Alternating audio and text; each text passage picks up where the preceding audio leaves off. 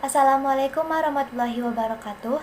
Perkenalkan, nama saya Robian Latifah, NIM 23498 dari Prodi Kimia C, Universitas Pendidikan Indonesia. Kali ini saya akan mempresentasikan mengenai artikel jurnal ilmiah yang berjudul Alat Musik Angklung yang Mendunia. Pertama-tama, saya akan menjelaskan bagian-bagian artikel jurnal ilmiah. Bagian yang pertama yaitu judul. Judul dirumuskan tidak lebih dari 14 kata. Ditulis dalam huruf kapital dengan jenis huruf Berlin Sans FB16. Bagian yang kedua yaitu nama penulis dan afiliasi. Nama penulis ditulis dengan huruf Gill Sans MT14. Penulisnya yaitu Robian Latifah dengan pembimbing Nuri Novianti Afidah. Di belakang nama pembimbing dibubuhkan catatan kaki. Di bawah nama penulis dituliskan afiliasi penulis, departemen, fakultas, universitas, alamat, dan email penulis. Bagian yang ketiga yaitu abstrak. Abstrak ditulis di bawah afiliasi dengan huruf Times New Roman ukuran 11. Inden kiri dan kanannya masing-masing 1 cm. Abstrak menyajikan seluruh ringkasan yang mewakili artikel. Abstrak berisi latar belakang atau alasan atas topik yang dibahas, tujuan penelitian, metode, dan kesimpulan. Disusun dalam 75-100 kata. Di bawah abstrak, tuliskan kata kunci yang tidak lebih dari 5 kata. Abstrak ditulis dengan bahasa Indonesia dan bahasa Inggris yang disesuaikan. Bagian selanjutnya yaitu pendahuluan. Pendahuluan berisi uraian masalah dalam bentuk latar belakang penelitian atau pokok persoalan yang dieksplorasi pada artikel. Berisi alasan tentang pentingnya pokok persoalan dieksplorasi. Sertakan juga teori yang digunakan dalam penelitian sebagai bentuk landasan teoritis atau pengajuan dari hasil pustaka. Panjang bagian pendahuluan tidak lebih dari 20% dari panjang seluruh artikel. Yang selanjutnya yaitu metode penelitian.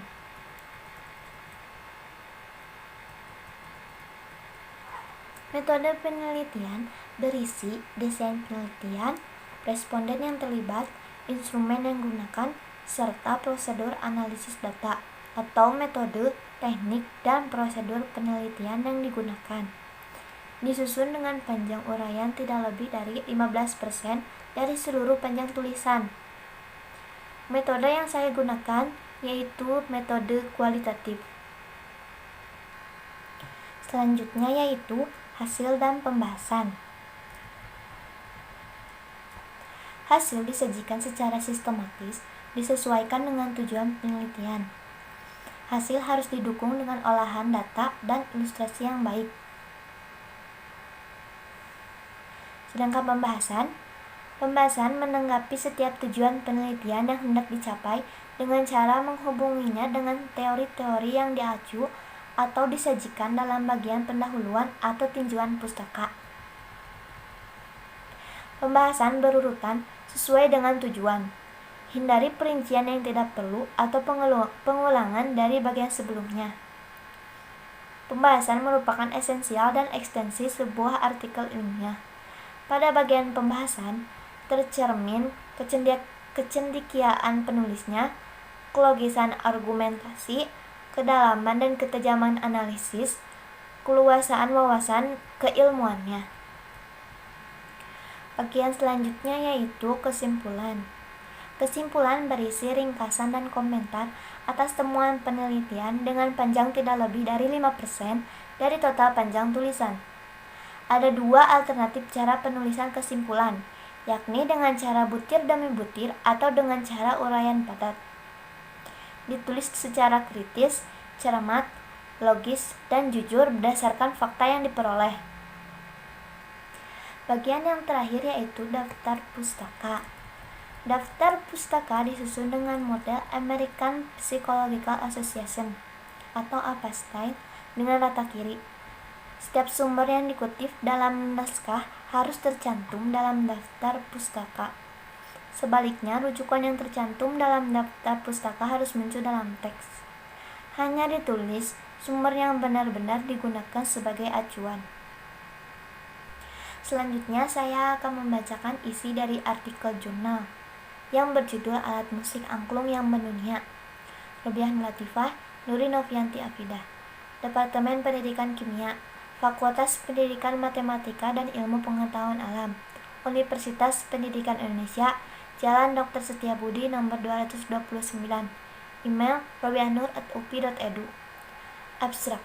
Angklung merupakan salah satu alat musik tradisional yang berasal dari daerah Jawa Barat. Angklung terbuat dari bambu yang dibunyikan dengan cara digoyangkan. Sampai saat ini, kesenian angklung masih tetap bertahan, bahkan berkembang, dan sudah mendunia dengan jenis irama dan nada yang berbeda dari nada semula.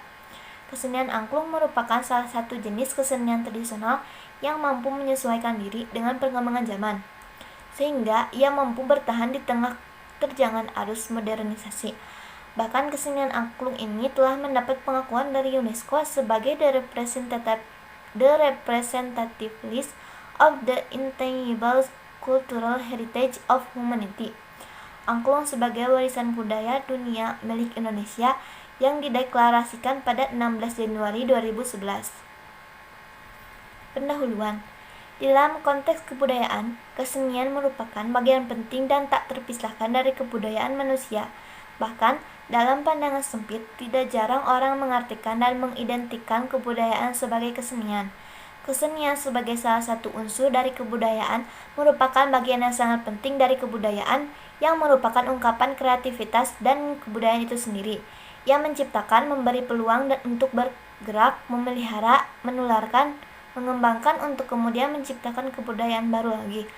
Berkesenian adalah salah satu kebutuhan hidup manusia dalam bentuk pemenuhan kebutuhan akan rasa keindahan. Rosyadi 2012. Sebuah karya musik yang telah memberikan pesan bahwa sesungguhnya kekayaan negeri ini apabila secara konsisten dan konsekuen ditekuni akan memberikan sebuah fakta sejarah bahwa musik angklung diantaranya akan menjadi sumber inspirasi karya seni yang tidak hanya berbicara fakta secara lokal, nasional, bahkan internasional. Hampir di setiap daerah di Tatar Sunda memiliki beragam jenis kesenian musik angklung, baik angklung yang dimainkan sendiri maupun angklung yang dipadukan dengan bentuk musik lainnya. Dan melalui tangan seorang seniman bernama Ujo, musik angklung bisa terus berkembang sampai ke penjuru dunia dan menjadi khas musik Indonesia. Setiawan et al. 2017. Angklung merupakan alat musik tradisional yang berasal dari daerah Jawa Barat. Kata angklung berasal dari kata angkleng-angkleng yang berarti diapung-apung dan kata klung yang berarti suara yang dihasilkan oleh alat musik tersebut. Ada yang mengatakan bahwa angklung berasal dari kata angka yang berarti nada dan lung yang berarti hilang, sehingga angklung dapat diartikan sebagai nada yang hilang. Angklung terbuat dari bambu dengan berbagai ukuran yang kemudian dilekatkan pada bingkai bambu. Cara memainkannya yaitu dengan satu tangan memegang bagian atas angklung dan tangan lain memegang bagian bawah dari sisi lain angklung lalu digoyangkan. Primadia 2020. Musik angklung yang senantiasa selalu hadir dalam acara upacara ritual, terutama dalam upacara yang berhubungan dengan panen padi, sampai sekarang masih tetap hidup dan berkembang.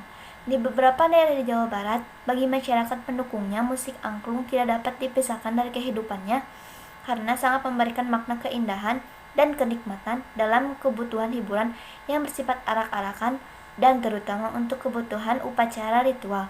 Supriyadi 2006. Jenis dari alat musik angklung bermacam-macam, seperti angklung dogdog-lojor, angklung baduy, angklung buncis Banten Kidul, dan sebagainya. Pada dasarnya, bentuk dasar dari angklung tersebut sama, yaitu terdiri dari beberapa potongan bambu yang disusun dalam rangka sebagai bingkainya. Pembeda dari bermacam-macam angklung tersebut adalah variasi bentuk rangka dan hiasan yang digunakan. Selain itu, perbedaan juga terlihat dari jumlah tabung yang terbuat dari bambu. Hal ini menyebabkan variasi tangga nada dari alat musik angklung. Perbedaan jumlah tabung ini disesuaikan pada kebutuhan musikalnya. Naresuare et al. 2018. Metode penelitian. Untuk metode penelitian yang diambil adalah metode kualitatif. Kajian ini bersifat eksplanatif yang bertujuan menjelaskan alasan terjadinya peristiwa dan membentuk, memperdalam, serta mengembangkan teori. Mustafa dan Gunawijaya 2018. Data yang diungkapkan tidak memaparkan bilangan atau jumlah tetapi berupa uraian dari informasi-informasi yang diperoleh. Supriyadi 2006. Metode ini digunakan untuk memperoleh gambaran yang lebih jelas dan mendalam tentang aspek-aspek yang akan dikaji. Metode kualitatif diambil karena penelitian bersifat alami atau tanpa rekayasa. Miliartini dan Al-Wasilah 2012. Selain itu, digunakan data yang dapat diperoleh di perpustakaan ataupun internet berupa buku-buku dan jurnal yang berkaitan dengan pengertian angklung, jenis-jenis angklung, perkembangan angklung, dan informasi lainnya yang berkaitan dengan angklung. Hasil dan pembahasan. Angklung dikenal sebagai sebuah alat musik individual yang secara teknis dianggap paling mudah untuk dimainkan, karena hanya diperlukan cara menggoyangkan atau menggetarkannya saja untuk memainkannya. Dalam perkembangan selanjutnya, muncul pula upaya pengembangan dalam hal teknis memainkannya atau memodifikasi alat-alat musik angklung, termasuk dengan memberikan identitas atau penamaan terhadap alat musik angklungnya sebagai upaya kreatif para seniman atau pegiat angklung itu sendiri. Di antaranya muncul penamaan angklung Padaeng sebagai hasil modifikasi Daeng Sutigna, angklung piano karya Julius Abiasa, Bandung, Koko Koswara, Sumedang, dan Mang Koko, Tasikmalaya. Klungbot, angklung robot karya Eko Mursito, beberapa versi inovasi angklung Toel karya Yayan Ujo, dan sebagainya.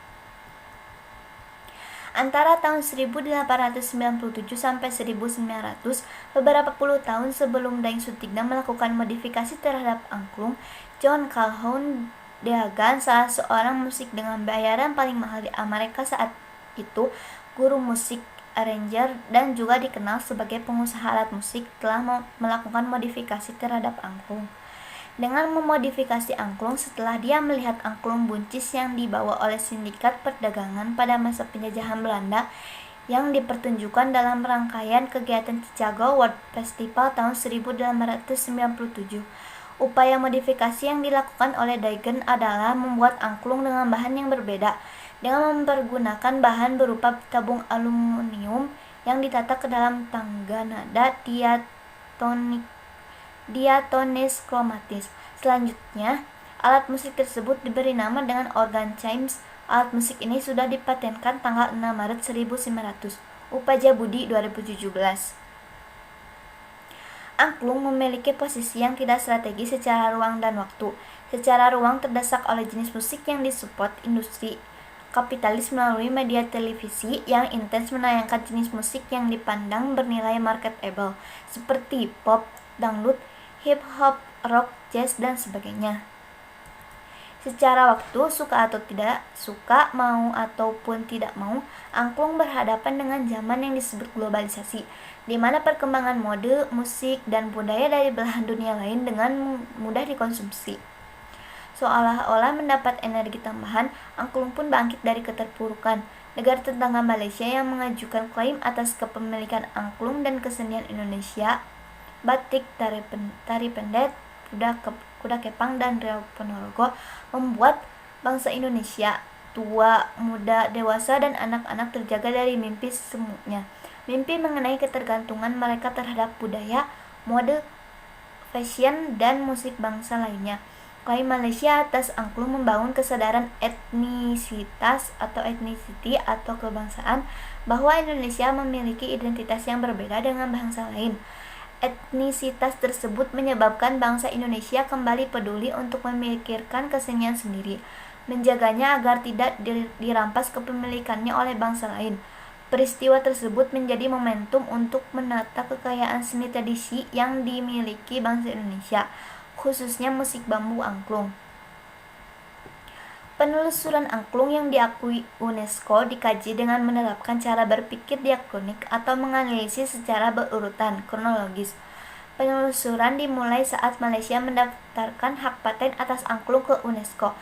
Dengan dasar instrumen yang digunakan mengiring kesenian kuda kepang di kota Johor, Malaysia. Entitas angklung pada kesenian kuda kepang di Johor, Malaysia menjadi dasar pengidentifikasian mengenai ihwal jenis angklung yang menjadi objek rebutan kepemilikan antara Malaysia dan Indonesia. Aspek yang diidentifikasi adalah sistem tangga nada angklung pada seni kuda kepang di Johor, Malaysia ternyata pentatonik Salendro. Dan identifikasi tangga nada merupakan konklusi awal yang dijadikan kunci untuk membuka pintu gerbang penganalisisan selanjutnya, yakni identifikasi kategori jenis angklung. Salendro sebagai tangga nada pada angklung Malaysia ternyata adalah tangga nada tertua yang ditemukan di Indonesia. Salendro is a pentatonic scale, the older of the two most common scales used in Indonesian music, the other being pelog. Keberadaan sistem tangga nada Salendro yang melembaga dan mentradisi ini identik melekat pada kesenian tradisional di Indonesia. Reaksi masyarakat Indonesia atas pendaftaran angklung sebagai warisan budaya Malaysia menimbulkan kontroversi. Terhenyak dan tersadar atas kebangsaan, etnisitas, dan rasa kepemilikan kesenian yang ada di lingkungan budaya sendiri. Masyarakat musik angklung resah karena angklung akan dipatenkan Malaysia. Apabila terrealisasi, proyeksi pada masa datang adalah pengurusan izin, royalti, dan administrasi yang mesti dilayangkan kepada pemerintah Malaysia ketika seniman Indonesia memproduksi atau memainkan instrumen angklung. Padahal bagi bangsa Indonesia, angklung telah menjadi bagian kehidupan sosial budaya mereka jauh berabad-abad lampau lamanya. Akhirnya, pada tahun 2009, Indonesia mendaftarkan angklung ke UNESCO yang berkedudukan di Paris, Prancis. Organisasi Pendidikan, Keilmuan, dan Kebudayaan Perserikatan Bangsa-Bangsa atau PBB. Pada tahun 2009, penulis terlibat sebagai peserta pada sidang verifikasi angklung untuk dicatat sebagai warisan budaya tak benda bertempat di Saung Angklung Ujo, Bandung. Hasil sidang menjadi dasar untuk diajukan dan pertimbangan UNESCO. Berdasarkan bukti sejarah dan data-data yang dikirimkan kepada UNESCO, pada tanggal 16 November 2010, angklung dikukuhkan sebagai warisan tak benda dunia atau Intangible Cultural Heritage of Humanity dari Indonesia. Angklung yang menjadi dasar pengakuan UNESCO adalah seluruh angklung yang ada di Indonesia, baik angklung tradisional maupun modern, karena kedua-duanya memperlihatkan konsistensi masyarakat pendukung angklung di Indonesia dalam memelihara seni warisan leluhur dan mengembangkannya hingga lahir kesenian angklung yang disebut angklung Padaeng. Angklung telah hidup pada lokus masyarakat Sunda melewati perjalanan waktu yang sangat panjang. Oleh karena itu, ketika berbicara mengenai angklung Padaeng tentunya tidak bisa lepas dari entitas angklung tradisional pada masa lampau. Hal itu dapat dipahami layaknya konsep relasi antara akar dan tanaman, di mana akar adalah perintis atau yang mengawali perjalanan tanaman tumbuh besar, berdaun, dan berbuah. Begitu pula dengan angklung tradisional yang menjadi entitas dari kemunculan angklung modern seiring proses waktu, di mana angklung tradisional adalah akar dan angklung modern yang menjadi daun atau buah. Nugraha 2019. Alat musik angklung sudah mendunia dibuktikan dengan penampilan musik di berbagai negara seperti Amerika, Australia, Beijing, dan beberapa kedutaan besar Republik Indonesia. Bahkan kelompok di Jerman membentuk Hamburg Orchestra sebagai kelompok orkestra angklung di Hamburg, Jerman. Alat musik angklung sendiri telah diakui sebagai warisan budaya dunia yang telah didaftarkan di UNESCO. Kepopuleran angklung tersebut tentunya mengundang banyak minat masyarakat untuk mempelajari salah satu alat musik khas Indonesia ini. Salah satu teknik belajar yang sedang populer di kalangan masyarakat adalah online learning. Banyak musik angklung yang telah diupload ke dalam bentuk video melalui salah satu situs web berbagai video. Namun tidak semua orang dapat membedakan jenis nada yang digunakan pada video yang dimaksud. Nareswari et al. 2018. Seorang tokoh muda angklung, Taufik Hidayat Ujo, menjelaskan bahwa kini angklung harus menjadi pekerjaan rumah kita agar tidak hilang, apalagi sudah disahkan United Nations Educational, Scientific and Cultural Organization atau disingkat UNESCO sebagai warisan budaya dunia milik Indonesia. Melestarikan angklung sebagai kekayaan budaya Indonesia penting karena angklung juga sudah mulai berkembang di Korea. Korea diam-diam memiliki pendidikan angklung di 8.000 sekolah Rusia di 2012. Kesimpulannya, angklung merupakan alat musik tradisional yang berasal dari daerah Jawa Barat terbuat dari bambu dengan berbagai ukuran yang kemudian dilekatkan pada bingkai bambu. Cara memainkannya yaitu dengan satu tangan memegang bagian atas angklung dan tangan lain memegang bagian bawah dari sisi lain angklung, lalu digoyangkan. Jenis dari alat musik angklung bermacam-macam seperti angklung dogdog lojor, angklung baduy, angklung buncis Banten Kidul, dan sebagainya. Angklung telah ditetapkan sebagai warisan budaya tak benda di Indonesia. Pada mulanya digunakan untuk acara ritual pertanian seperti yang dipertunjukkan masyarakat Kanekes dari zaman Sunda kuno hingga sekarang. Seiring dengan perjalanan ruang dan waktu berkembang menjadi seni yang berfungsi sebagai hiburan. Entitasnya mampu mencitrakan, memberi identitas suatu suku bangsa, suatu komunitas masyarakat, dan lebih luasnya lagi suatu bangsa. Hal ini menjadi satu kebanggaan karena entitas angklung yang menjadi identitas Indonesia diperjuangkan dengan susah payah. Bagian yang terakhir yaitu daftar pustaka.